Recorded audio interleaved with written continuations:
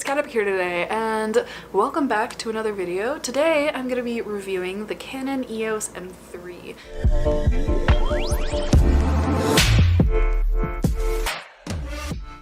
Which is the camera I'm actually shooting on right now. First things first, it's tracking my face, and it's really strange to see its box like watching me. It's weird, but I like it. It's keeping my face in focus, unlike my Nikon L840 for camera nerds. I wanted to go start right off the bat with the price of what this camera cost me. I'm gonna put up the price exactly of how much this camera specifically cost me, because I don't know, because I bought multiple things of equipment in my order, and now I just have an order summary that tells me my total. So I got that along with a Rode microphone. I don't remember the name, so it's again gonna be up in this corner.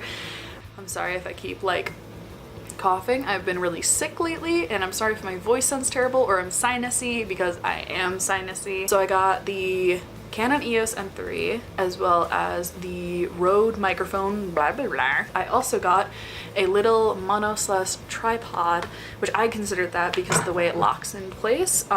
Here is this. It's by a brand called Kingjoy. I guess I should do this like those beauty gurus do.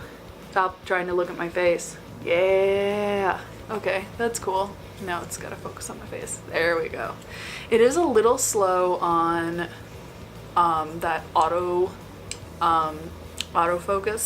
There we go, that's weird. So this cost me, I know right off the bat, about 20 bucks. So the only reason I remember it, because I'm like, this is a tiny ass tripod. Why is it costing this much? I'm not going to do a review of this because it's a tripod. Just keep a note, if you are going to be looking at this, it does fold out completely flat, basically. So if you want it to kind of stand up a little better for you, there's no way to like make sure they're all at a good angle, so you be careful with that so your camera doesn't fall. Mine kind of kept slipping around. There's no rubber grips on the bottom except for the inside, so when it's completely flat it grabs. So if you do get this, put a little grippies on the bottom. That's what I'm going to do. This thing itself, it does its decent job. Now for the Canon Eos M3, I'm gonna pop up some photos right now of its photo quality. These photos are done by me. I did adjust the aperture, ISO, and the shutter speed, and I know that probably some of you are like, what? But it's camera nerd stuff for like lighting and stuff like that, what it's capturing. So I did do those in manual, so be aware. The auto, I do have a photo that I did in auto, which I'll pop up. And then as far as audio quality, right now I'm using the Rode microphone, and this is what it sounds like with its internal microphone.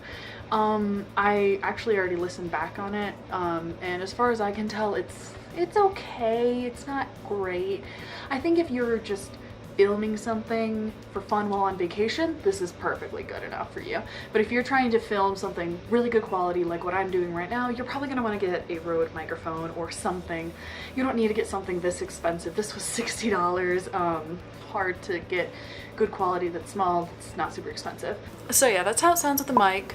Now, as far as portability, I really like this camera because it has interchangeable lenses. You can take these lenses out, and for a camera, I think I got the kit lens with it. Okay, so I have the 18 to 55 mil lens on right now. I will say this is good for a vlogger. I'm gonna say just a vlogger, and maybe someone who's doing photography for free time. I don't think that this would be great if you want to do nature photography, but I would say this is an excellent travel camera because it has a monitor that, rather than flipping to the side, it flips to the top, so you can see what you're doing, as well as I have the microphone on the side, which actually can attach with command strips. I'll show you guys a photo of that wherever picture go.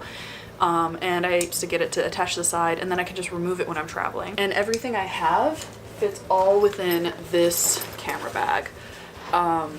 So it's really nice.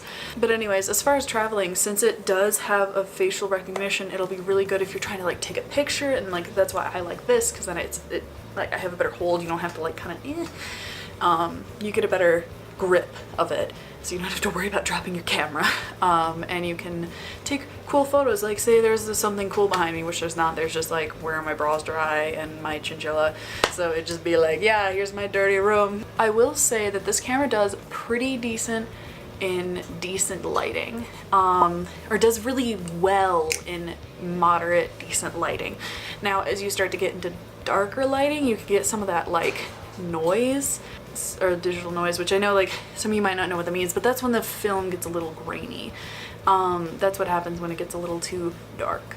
But yeah, overall, as a camera, I would highly, highly recommend it for vloggers, for a good travel camera with its kit lens that is 18 to 55 mil, or like a photography student. I would really recommend this to a photography student. And I know it seems like simple, but the way the thing, it doesn't just flip up, it has an interesting joint. So when I was laying on the ground, it was able to flip up and face upward towards me while I had the camera laying on the ground shooting through. I'll show you a picture of what I was shooting so it makes sense. I was trying to shoot through this spot where a brick was missing and a wall, and it did a really excellent job that way.